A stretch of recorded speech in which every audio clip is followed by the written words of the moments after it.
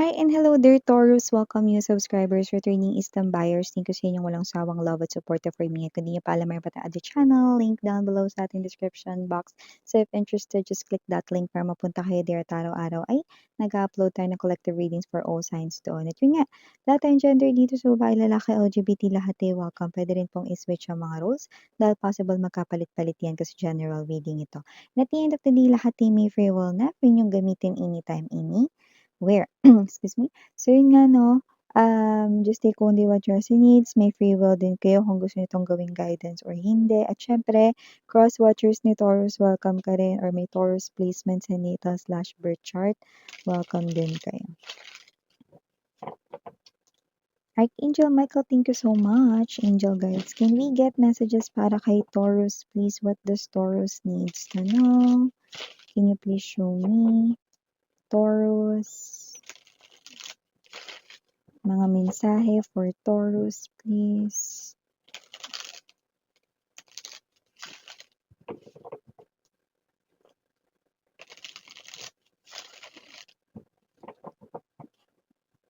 Okay, so let's go ahead and check this mga mensahe for you, Taurus. So guys, you have here the World Energy. And dito rin for you, Queen of Coins. We also have here this Nine of Cups.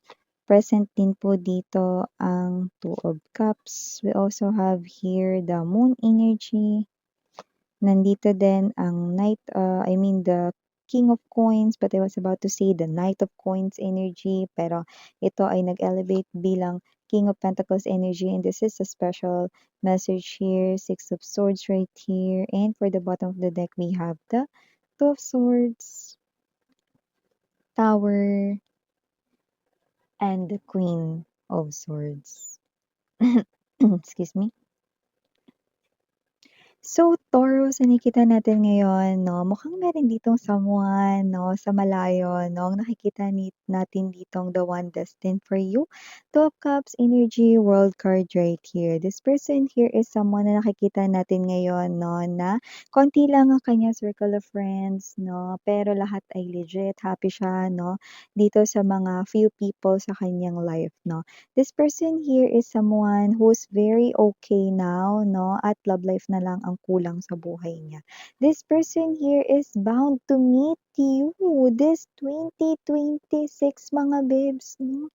So, there's this reason para mas maging energetic ka pa ngayong pagpasok ng 2026 because this is advanced message for you, no, that love life is definitely coming your way. You will eventually someone meet mo dito, no, na bago sa 2026. And this person is the one destined to be with you. Yan o, mag-holding hands kayong ganito, no? At papasali na yan sa iyong daily routine. Taray! And ang pinakamaganda, Queen of Coins energy, nagtataglay siya rito, no? Ng energy na siya ay very faithful sa kanya rito na mga words and actions.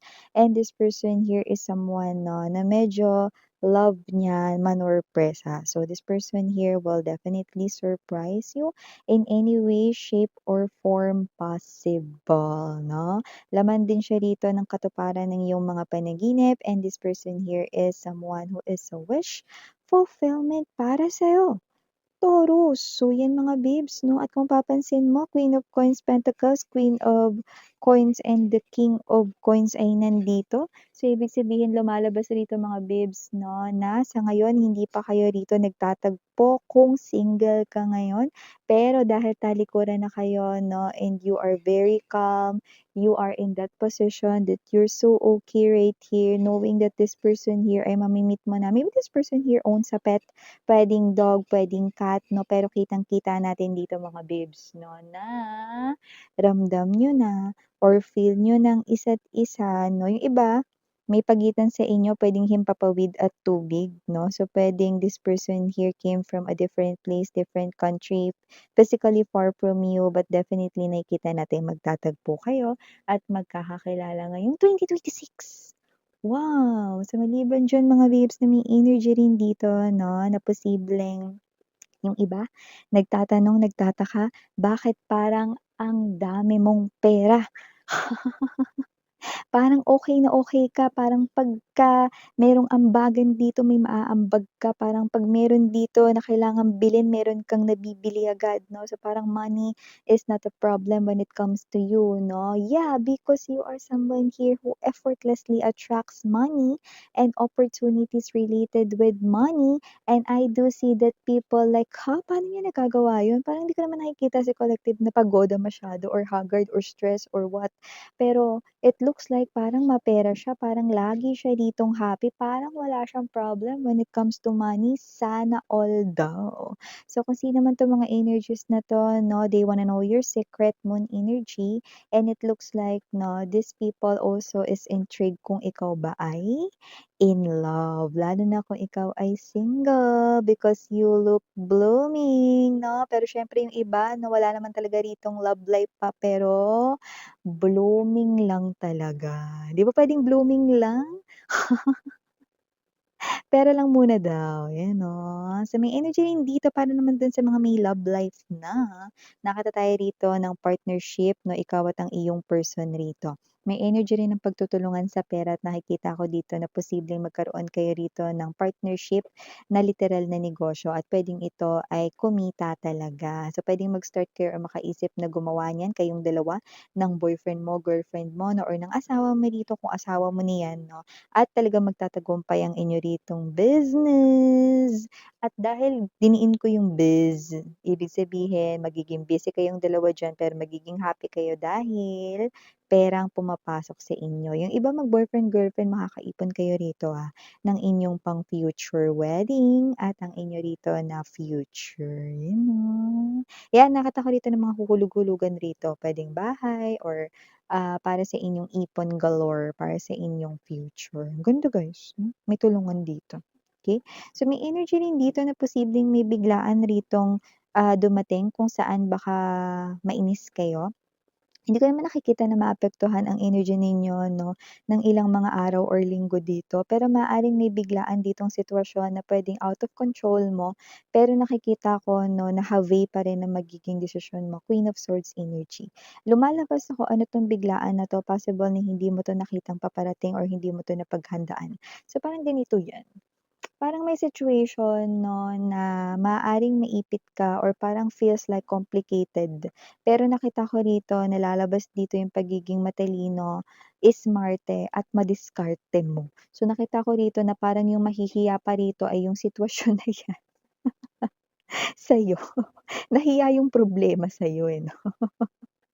Kasi nakita ko dito that you can handle it 'no. Bigyan ko kayo example, may magandang example diyan Miss yan. Kunwari meron dito na ang ganda-ganda na 'di ba, andiyan na ide-deliver na lang, smooth flowing na, nade-deliver na lang sa mga kliyente, eh, nasira yung delivery truck, 'yan 'no. Hindi made-deliver on time 'no. Nakikita ko dito na complicated 'yan kasi may mga nag-aantay niyan ng ganyang oras, pero nakikita ko masasagawa mo 'yan ng maayos, 'yan.